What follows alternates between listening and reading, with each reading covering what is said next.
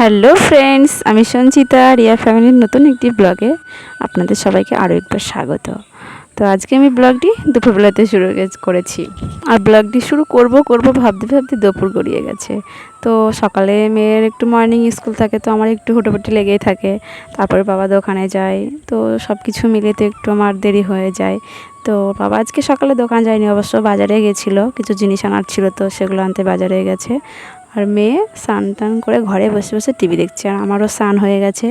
তো আজকে গোপুসোনাকে সেবা দেওয়ার জন্য মেয়েকে বলেছি, তো ও ফুলের সাজি নিয়ে ফুল তুলতে গেছে, চলুন ওর কাছে নিয়ে যাচ্ছি। আর মেয়ে ফুলের সাজি নিয়ে রাস্তায় দাঁড়িয়ে কেন বলুন তো, এই যে সামনে একটা আমাদের ফুল গাছ আছে, সাদা ফুল ফোটে, তো ওই গাছ থেকে ফুল তোলার জন্যে এসেছে। আর এদিকে ওর সাজিতে দেখছি কিছু ফুল ওর তোলা হয়েও গেছে। তো তারপরে আমাকে বলছে যে নীলকণ্ঠ ফুল চাই, কেননা শিবলিঙ্গ গাছে দিতে হবে, তো গাছে ফুলটা থাকলে অবশ্যই ওকে তুলে দেবো। তো সেই জন্য বাগানের মধ্যে চলে এসেছি, আর বাগানে এসে দেখছি গাছ ভর্তি নীলকণ্ঠ ফুল, বেশ একটা একটা করে সাজিতে অনেক কটি নীলকণ্ঠ ফুল হয়েছে।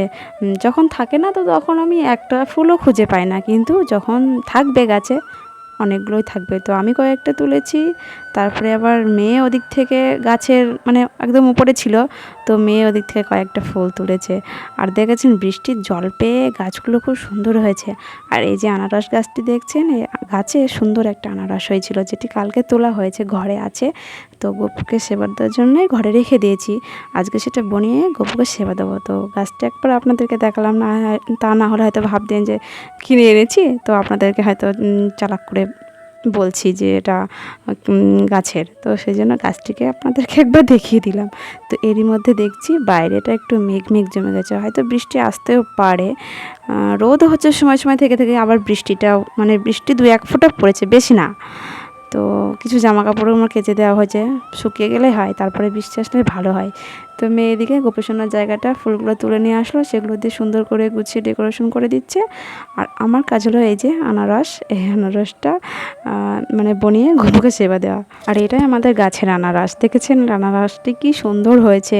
তো যে প্রথমে দেখছে আনারসটি, সে হয়তো ভাবছে এটা আমরা ফুলদানি কিনে এনেছি, সে হয়তো জিজ্ঞাসা করছে ফুলদানিটা কোথা থেকে নিয়েছো, কিন্তু না, এটি আনারস। পরে বলেছি, তো পাতাগুলো যে এত সুন্দর লাগছে, দেখতে খুবই ভালো লাগছে।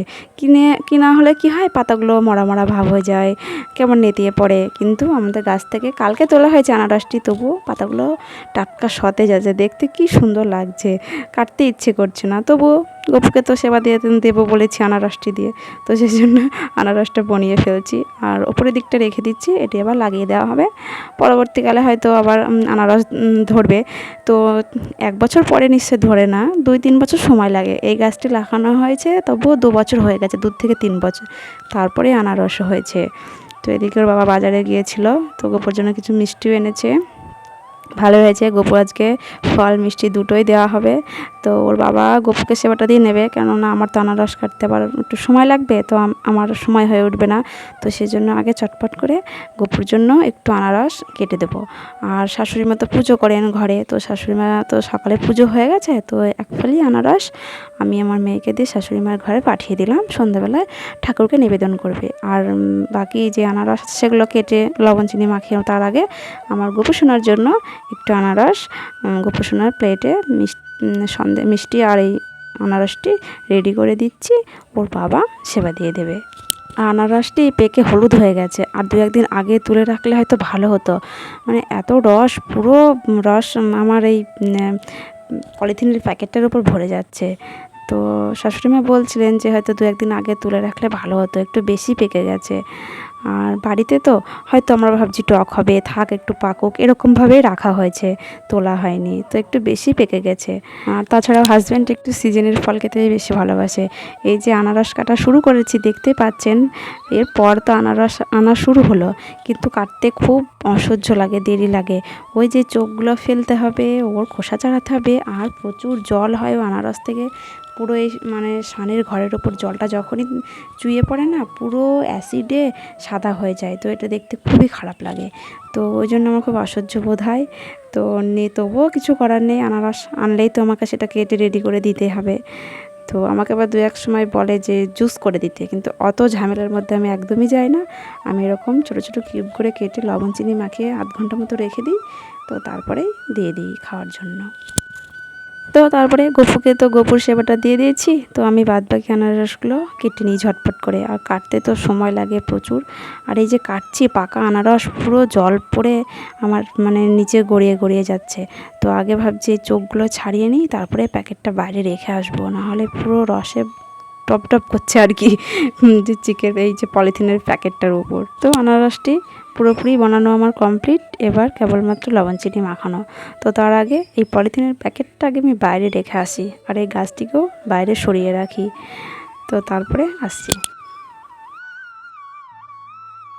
আর এই যে গোপুসোনাকে ভোগ দেওয়া হয়ে গেছে। গোপুসোনা আজকে সিজনের ফল প্রথম দেওয়া হয়েছে, নিজেরও ভালো লাগছে যে সিজনের যে ফলটা সেটা দিতে পেরেছি। আর সেটা তো অবশ্যই আমাদের গাছের, তো নিচের গাছের আনারস দেওয়া, এটা সত্যি একটা ভাগ্যের ব্যাপার। অন্য কিছু ফল হলে যায় আসতো না, কিন্তু এটা তো আনারস।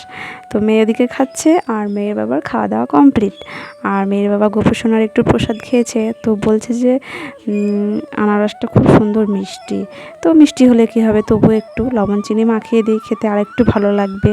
তো ওই জন্য লবণ চিনি এতে আমি মাখিয়ে দিয়ে তারপরে টিফিন কৌটোতে রেডি করে দেবো, দোকানে গিয়ে পরে খেয়ে নেবে। আর মেয়ে ওদিক থেকে খেতে খেতে বলছে, মা আমার ওই যে লবণ চিনি জলটা, ওটা আমার খেতে ভীষণ ভালো লাগে, তুমি ওটা আমার জন্য রেখে দেবে। কিন্তু তা কি আর হয়, সবাইকে দিতে দিতে তো লবণ চিনির জলটাও তো সবার প্লেটে প্লেটে চলে যাবে।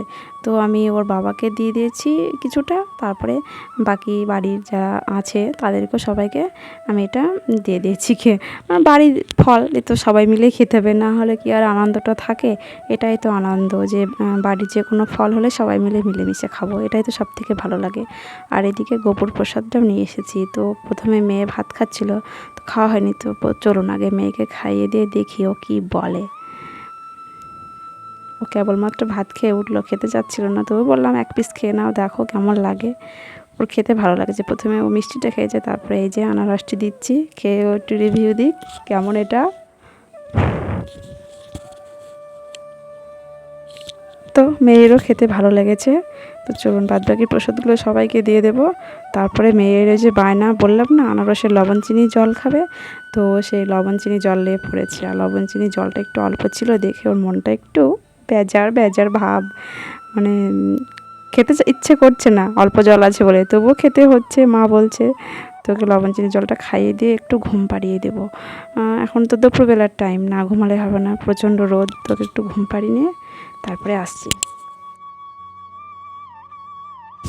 তো মেয়ে ঘুম থেকে উঠে ওর বন্ধুর সঙ্গে খেলতে গেছে, আর আমি একটু ছাদে এসেছি, কারণ ভালো লাগছিল না। আর ছাদে আসলে সত্যি মনটা খুব ভালো হয়ে যায়। তো মেয়ে খেলতে গেছে দেখে আমি একটু ছাদে আসলাম। তো ছাদে এসে বেশ আকাশটা খুব ভালো লাগছিল, পরিষ্কার, খুব সুন্দর একটা আকাশ। আর ঘরে বসে থাকলে হয়তো একটু অন্যরকম লাগে, তো ওই জন্য একটু সময় পেলে ছাদে চলে আসি আর কি। ছাদের পরিবেশটা আমারও ভালো লাগে, মেয়েরও ভালো লাগে। বেশ চারিদিকটা ফাঁকা ফাঁকা, খুব সুন্দর একটা পরিবেশ। তো মেয়েকে একবার বললাম যে চল মানে ছাদে যাব, তুই খেলবি, কিন্তু ও আসতে চাইলো না। তো ছাদের পরিবেশটি খুব সুন্দর লাগছে আজকে, তো আপনাদের সঙ্গে একটু শেয়ার করলাম। দেখেছেন সূর্য প্রায় অস্ত যাচ্ছে, তো এই সময়টাতে আমি বেশিরভাগ সময় ছাদে আসি। তো যাই হোক বন্ধুরা, ব্লগটি আজকে আমি এই পর্যন্ত রাখছি। ভালো লাগলে অবশ্যই লাইক, শেয়ার, কমেন্ট আর সাবস্ক্রাইব করবেন। দেখা হচ্ছে পরের কোনো একটা নতুন ভিডিওতে। ততক্ষণে আপনারা সবাই ভালো থাকবেন। টাটা।